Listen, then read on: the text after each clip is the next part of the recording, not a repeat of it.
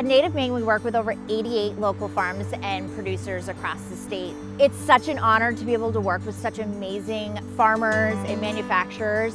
We really value our partnership with Native Maine. They're just a great group of people to work with. When you buy from a local business, that local business owner is using that money to pay local people to work and then go out into the community and spend those dollars. Native Maine can do that for us, and we can focus on growing the food. We're the pros at growing the mushrooms, and Native Maine are the pros at distributing them.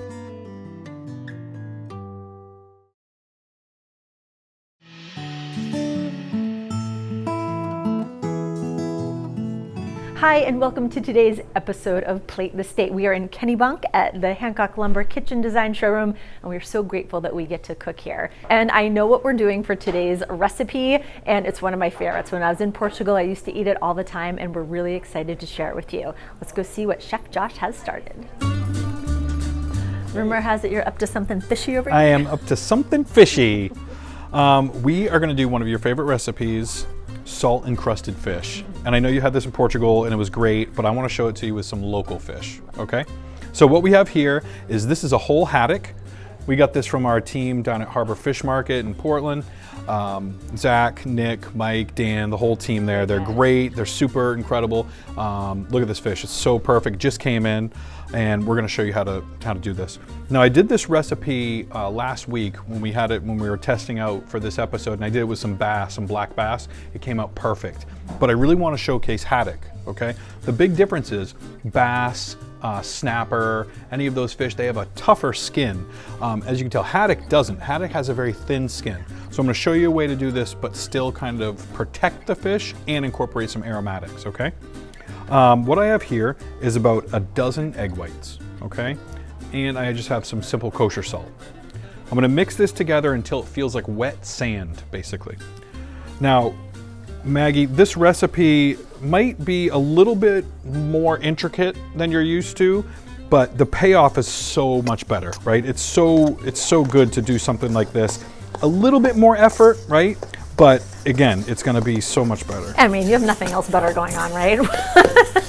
And when you bring out this whole fish to the table, it's like the wow factor is definitely worth it. It definitely is, yep. And speaking of that, all of these recipes are on platethestate.com, so you can just sit back and enjoy. Yep. Okay, so we got this mixed up just so it's kind of like wet, like at the beach, right? Yeah. Like sand like at the beach, okay? Now, even though this is a lot of salt we're adding in here, it's not gonna really incorporate that into the flavor of the fish, okay? So, to trick that, at Slack Tide, they gave us some of the Fisherman's Blend. It's lemon and dill. It's got some fresh lemon in there, some dill, super, super aromatic, right? Okay, and so what I'm gonna do first is sprinkle the haddock with just a little bit of the Fisherman's Blend salt, okay? This is really gonna be the only seasoning on it, okay? So we'll get it inside, flip it over. Now, if somebody at home doesn't have access to this particular salt, would they just use regular salt? Yeah, I would just use regular salt. Okay. Okay, we're gonna also add a little bit of black pepper. Okay. And the haddock skin is edible once it's cooked, yep. Okay, so now that it's seasoned, all right, as you can tell here, we have another bowl full of aromatics. So there's some thyme, there's some fresh bay leaves, there's some oregano, we have some lemon peel. That's wonderful. And when you have your lemon peels, give them a quick little squeeze, and that releases those beautiful, fresh, natural oils. Mix all that together, kind of bruise the herbs. Again, like Maggie said with the lemon, herbs also have natural oils, and so the more you work them, the more they're gonna release that natural flavor that's gonna help the fish. And then it makes your hands smell really good. Perfect. Okay. Maggie, why don't you hand me that vessel right there? Okay. So we're gonna place this here. Now I'm gonna take just a little bit of our salt mixer and kind of just make like a bed for the fish. Okay. All right. Now at this point, channel in your inner child and go full Play-Doh action with this, okay? So we wanna push this down. You don't need a huge base at the bottom, okay? So now that we have a little bit down at the bottom, I'm just gonna take a little bit of the herbs, lay those on. Remember, we're just gonna do this to help protect the fish a little bit. a couple lemon peels on So you're not there. even using half, right? You're Yeah, saving the not bulk even of it half, for- just a okay. little bit. Now we'll place the fish on top. I like it kind of hanging over the edge. Dramatic factor. And then we're going to take these herbs. It will terrify the kids. We're going to generously cover the skin, okay? I like those bay leaves in there. so good. That was your idea. I love the bay leaf, the fresh bay leaf. Every once in a Okay. while I have one. Okay. So now that we have the fish kind of covered with the herbs and the aromatics, then we'll take the rest of our salt and we want to kind of drape it right over. And what we're going to do is we're going to tie it into the salt that we put on the bottom, kind of seal up the fish. Don't worry about a little bit of the tail coming out or the head, it's okay.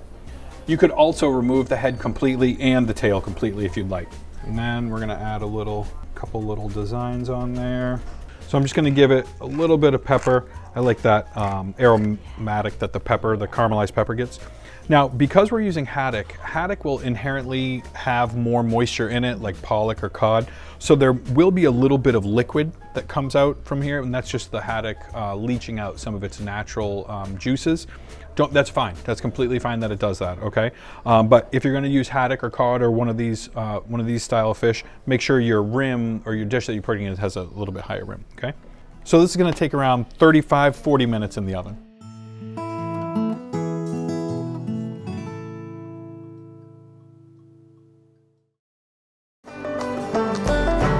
Worked at Harbor Fish since '73. Customers come first. If you don't have respect for the customers, you can't work here. Where else can they go and go up to a window and watch a full crew cutting fish in-house, skinning it, packing it, ready for retail? Don't be nervous to come down to Harbor Fish. If you need help walking up the stairs and get in the door, I'll come out and help you.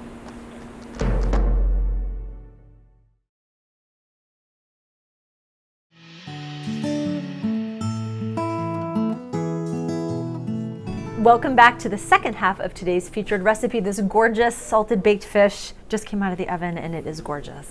Do you remember how the salt was like a wet sand? Go ahead, feel that now. Right? Yeah. So what we'll do is we'll just take a fork, okay? And you want to just kind of serrate around the fish. And you can picture doing this at the dining room table in front of a group of people. They'll be very Oh, impressed. yes. And now we're just going to take off these pieces of salt. Right, those herbs really protected the fish. Oh, those aromatics really lends well. This whole kitchen now smells like these herbs. So what I have here is some nice fennel that's been braised down with some white beans, Calabrian chili, garlic, some of the preserved lemons, right? And now I'm just gonna take this fish, and my spoon can actually just peel that meat right off, okay? We're gonna take some of this beautiful fish. We're just gonna lay it in here, okay? Look at that, it just comes right off. Look at that, it's just perfect. This is just perfect, okay? And you bring this to a table and people are just gonna be floored by it, okay? You know when the fish is completely cooked when you can actually just take the whole tail right out like this, okay? So you have the cartoon cat with the bones. Yeah, right? So, with that comes right off, all this fish flakes right off, super tender, right? And basically it did that because it created a nice seal, so all the liquid and all that steam stayed inside that salt crust, and that's what keeps this fish so moist. That looks delicious. Right? So I'm gonna give it a little bit of pepper. Honestly, it's not as salty as you think, so I always like to finish with a little bit of sea salt. One of my favorites, this roasted garlic aioli that Stonewall makes. A little dollop of that on there. And then we'll put a little bit of fresh fennel frauds around, liven it up a little bit of color on that. Right? And this edgecomb bowl, it's just what is showstopper. And because we really stuck with the Mediterranean feel here with the white beans, the fennel, the Calabrian chilies, and then baked salt fish is sort of a Mediterranean thing anyway, Kat from Sopo Wine Co. chose this incredible wine from Montania, which is in Greece, and which is just full of like sun-dappled afternoons where you just want to be enjoying something like this. The cool thing about this vineyard is they don't use any pumps at all. They use the slope of the region that they're on, the hill that they're on, from the pressing, the bottling, it all just moves downhill, which is sort of a cool story. And the citrus and the rose petals with this wine does an exceptional job complementing all of the flavors in this dish. A special thanks out to Harbor Fish and their whole team for supplying us with this incredible seafood. And it works so well with the salt from the ocean and the fish from the same It was waters. wonderful. It really worked. And thank you to Hancock Lumber for letting us cook in their beautiful design showroom in Kennebunk. And to all of you, wherever your appetite takes you, cheers, and we'll see you next time. Give me some.